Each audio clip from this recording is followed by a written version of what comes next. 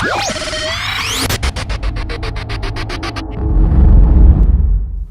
what's up? I'm Coach Ryan Finley from the VIPAR Pit. Today I want to talk about what to do when your coffee's bulletproof, but your nutritional strategy isn't.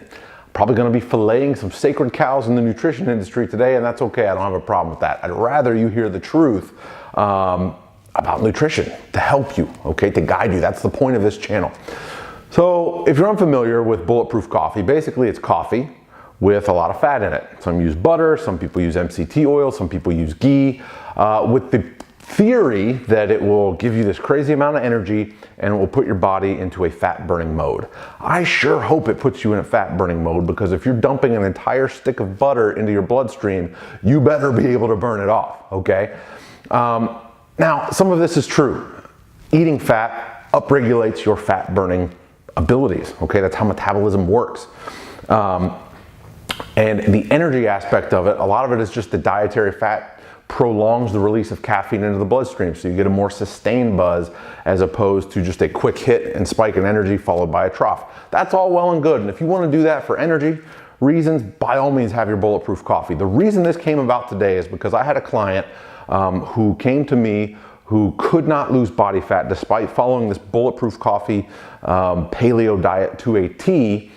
And when we did some further examination, we found that this guy was eating 1,400 calories in his coffee in the morning. 1,400. I told him, I said, look, you could have gone through McDonald's and had almost whatever you wanted for breakfast and been under 1,400 calories and actually eaten less and probably pushed you close to your goals, okay? Any nutritional method or modality or fad diet that tells you that only one aspect matters. So this is a list of things, a short list of things that matter in terms of getting you lean.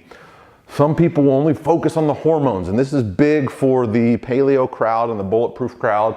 They'll focus on hormones and food composition or quality, and they'll hone in on that and say that things like calories don't matter, macro or micronutrients don't matter, and they absolutely do matter. So anyone that tells you that only one of these things matter is leading you astray, plain and simple. And that's why I'm not taking a dig at the paleo guidelines. They're good general guidelines, but they're not a magic bullet, nor is Bulletproof Coffee. And quite simply, a lot of people I know that struggle with Bulletproof Coffee are just eating too many fat calories with their coffee in the morning. They can never achieve a calorie deficit, which is important for creating fat loss, all right?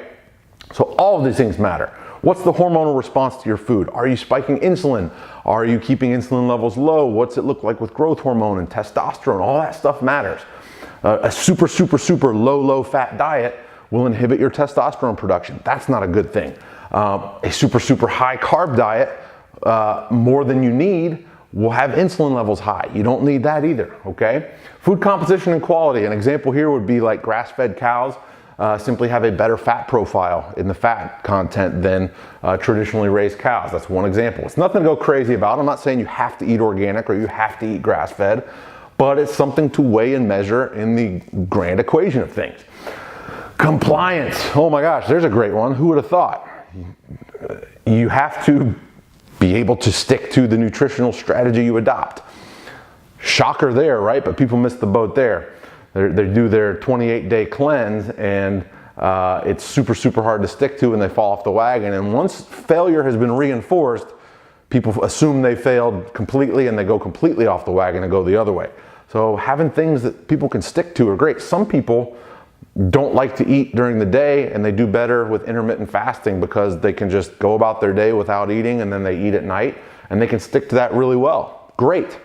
Other people, myself being one of them, I tend to need more frequent feedings, because if I try to intermittent fast, I'm going to turn into the cookie monster, and I'll be passed out with nachos and cookie wrappers and candy wrappers all over my face by 4 p.m.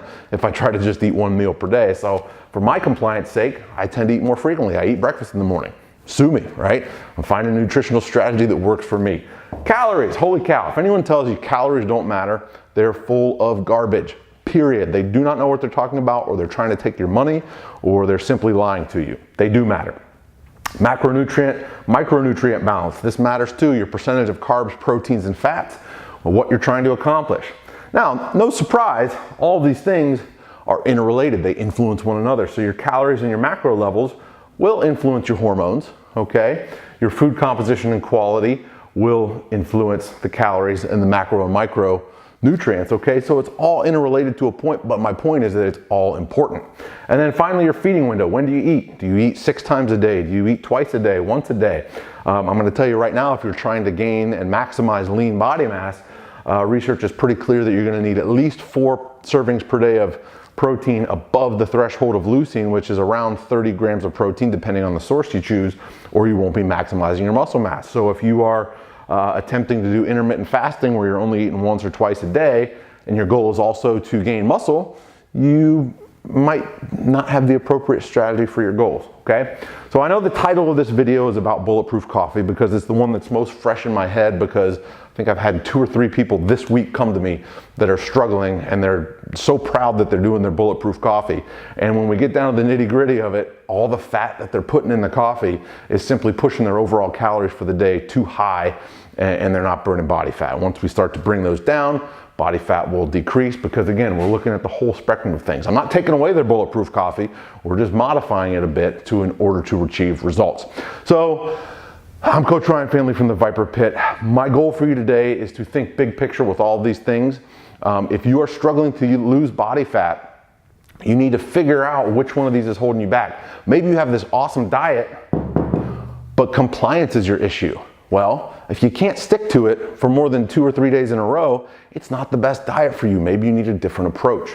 So I just want to get you to think, and I encourage you to explore these things. Ask yourself, which one of these items could be holding me back as it relates to my goals, okay? Coach Ryan Family from the VIPAR Pit. If you like this video, please hit subscribe below. See you next time.